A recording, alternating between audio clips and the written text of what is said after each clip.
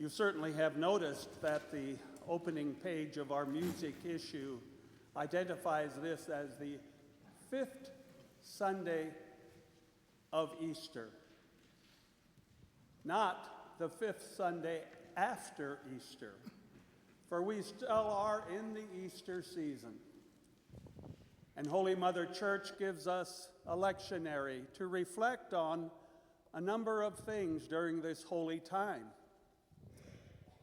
We've certainly heard about all of the appearances of the risen Lord to the women, to the disciples, and to the apostles. But it's time also to reflect and go back to the Last Supper, where Jesus distills today what he's been teaching for 3 years. I give you a new commandment. Love one another as I love you. Is that ever a new commandment?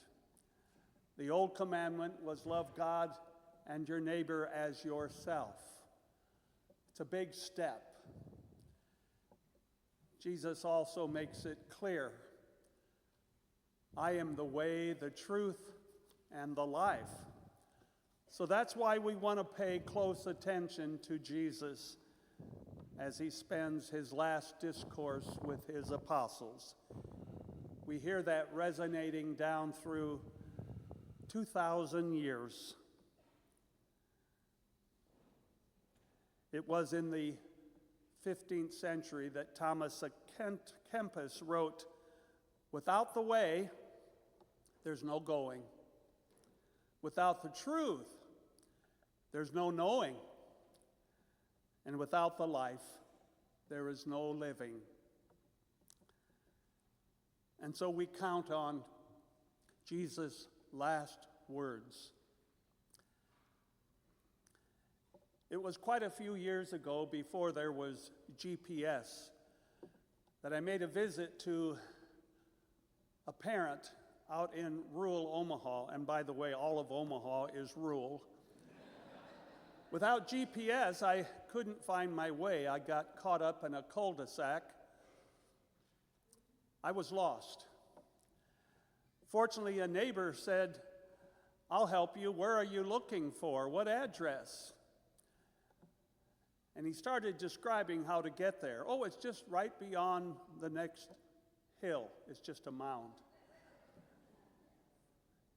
Left, right, couple blocks, left, right.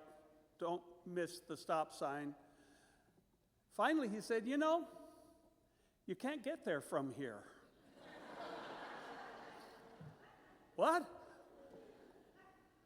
Luckily, another neighbor was listening and said, "Father,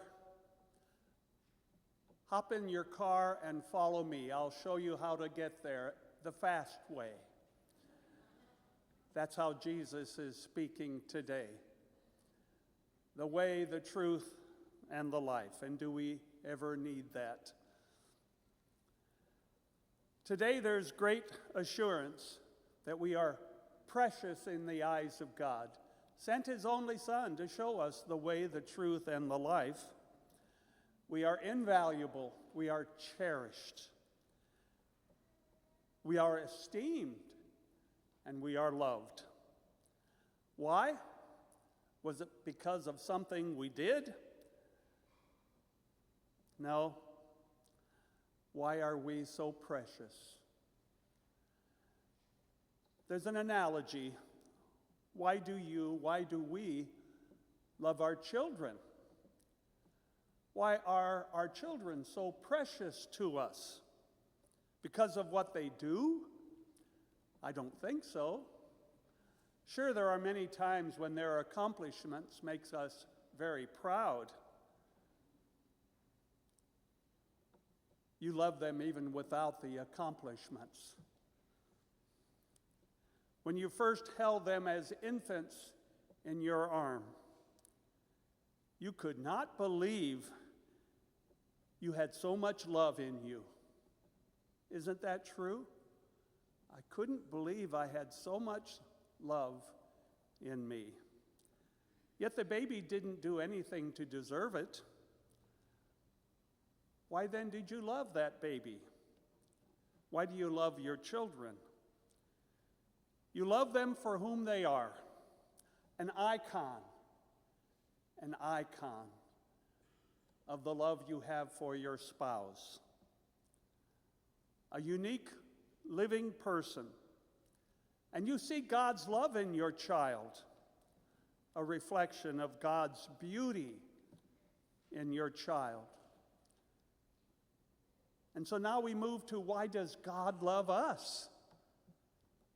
Why are we so precious and invaluable to God? He loves us for whom we are. Unique reflections of his love in the world. We don't want to ever forget that. He loves us because he sees in each of us the love he has for his son Jesus. He loves us because each of us carries on the life and work of Jesus in the world. We are like living stones, and Jesus is the cornerstone. Years ago, when I was a principal, we were selecting textbooks for our religion program in the high school. We chose for the scripture portion for the freshmen the book, These Stones Will Shout. These Stones Will Shout. What a great image of the old and the new covenant. We are to be stones built upon the cornerstone of Jesus Christ. And we are to shout as stones. It wasn't long ago I came across a unique chat line in Chicago. The chat line was entitled, "Grandma, Please." It was for young children who were alone and isolated, most of them coming home to an empty house. We call them latchkey kids. They just wanted to talk to someone. And so they learned of the chat line. They dialed it. The switchboard lit up, and they would send the child to a grandma or a grandpa just to listen to them and to love them. 800 calls a month. Stones are shouting in Chicago. One child, and I'm sure it was more than one, said one day, "Grandma, I love you. What's your name? What's your name?" And then when they call the chat line back later, they could request, "Grandma." These stones will shout. Recently, I came across the story of a new warden being assigned to Sing Sing Prison in New York. Up the Hudson River is Sing Sing, where the hardened criminals were sent. The new warden was assigned in 1921.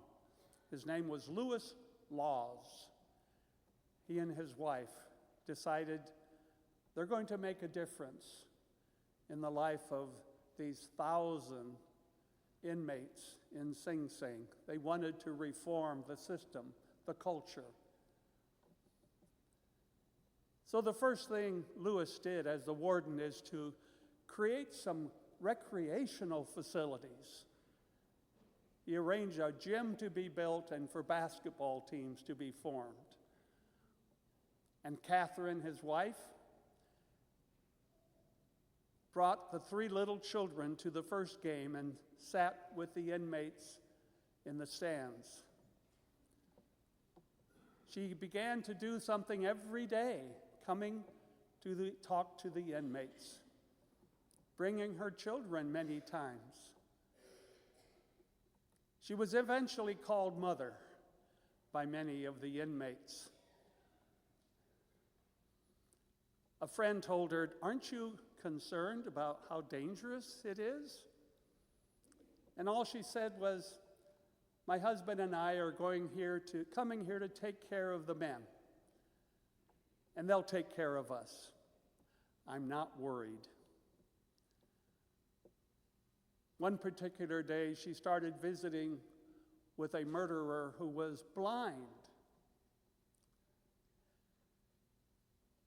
Holding his hands one day, asked him, do you read Braille? And he said, what's Braille? And she taught him Braille and opened up a whole new life for him in reading. She kept coming back to see more and more of the inmates, and her notoriety as mother spread. Another day, she befriended an inmate who was totally deaf. Had to communicate initially with notes. And finally, she realized she needed to learn ASL, American Sign Language. So she went off to class. Came back and started teaching ASL to this inmate and to a few others so they could communicate. These stones will shout. Each of us in our own way, in our own unique way, are to reflect the life and works of Jesus in our world. Each of us is to stand tall with the Lord, for we are the church, the royal priesthood, people whom God has chosen to bring light to those who dwell in darkness. Have you noticed lately, the older we get, the more we like to read the Bible? I hope that speaks in your world. And I thought to myself, as a former principal, why is that? And then I realized, they're cramming for the final exam. And what's the final exam? I think it's 2 essay questions. The first question is, am I a presence of Jesus Christ in the world? And we have to start writing some notes, crib notes. And I heard of students that put them on the side of their fingers so they could look back. Go ahead and do that. Jesus will allow you that little bit of cheating. Some of you looked up like, have you done that? The other question, that's an essay question, is will people know that I'm doing the works of Jesus? Will people know? They will know if we're his face, his voice, his hands, his feet, and his heart.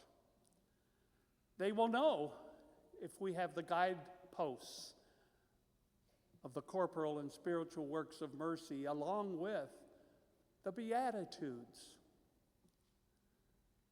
Because the works of Jesus are to be ours also. Healing, washing, feeding, forgiving, and challenging. So what are the works that we're doing? Is my stone shouting? Maybe we could ask these questions. What in the world today most breaks my heart? Second, what offends most my sense of justice? And finally, what inspires passion in you at whatever age? Mother Teresa of Calcutta will say then, do that. Do that. Create a ripple effect of hope in our world. Then finally, we can understand why Jesus is called the cornerstone And we are the stones that must shout the works of Jesus Christ.